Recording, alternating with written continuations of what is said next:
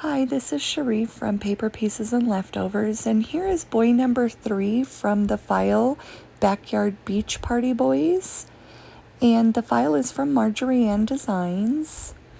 All of the colors of my textured paper and the inks I used are on my Facebook page underneath the completed piece in the comments.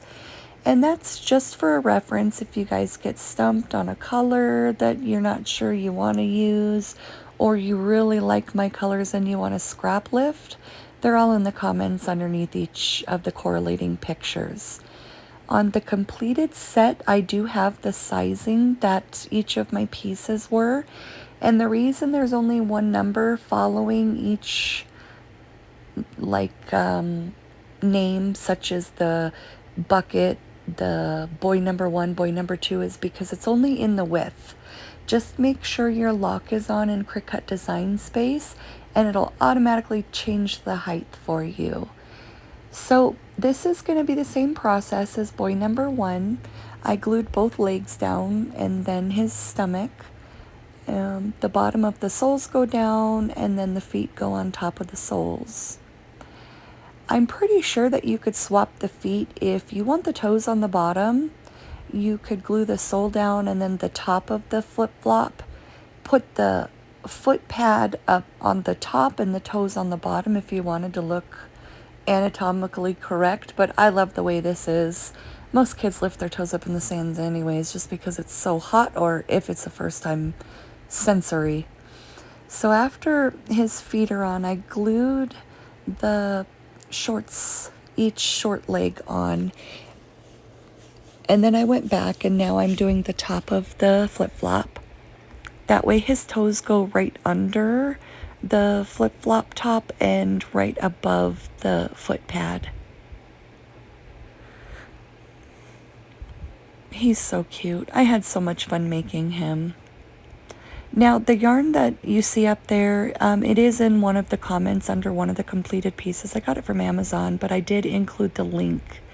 And that is so anybody that wants to use that specific yarn can.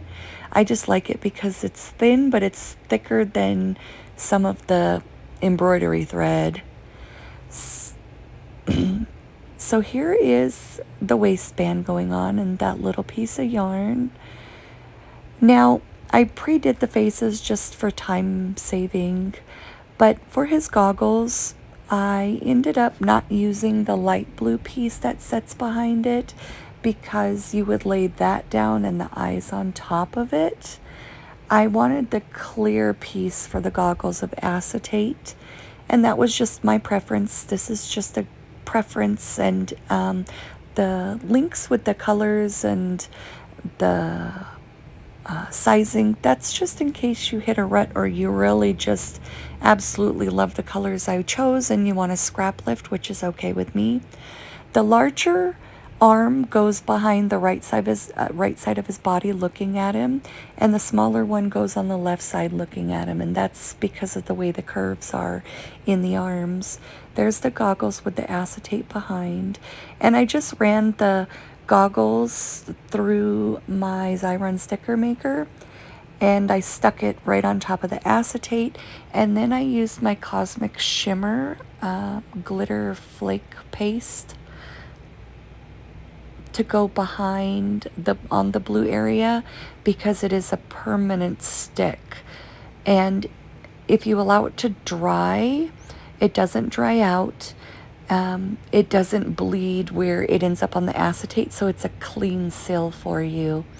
Now, the last thing I want to include is I did use a Zot under the nose after I finally got it to stay, because as you see, I didn't want it up as high where the little rounded part is, so to avoid it sinking in the middle, I just took the extra small, it's just a small, sorry, but it seems extra small, a small Zot, folded it in half, and I just shoved it under his nose real good. That way it stays flush with the goggles and it doesn't end up sinking and indenting. This little set's so cute. I was actually really happy with the way it turned out.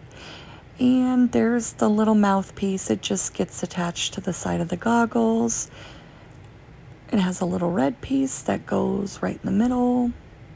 And that's it, guys. I hope you enjoyed. Have a good day. And number 3 is going up.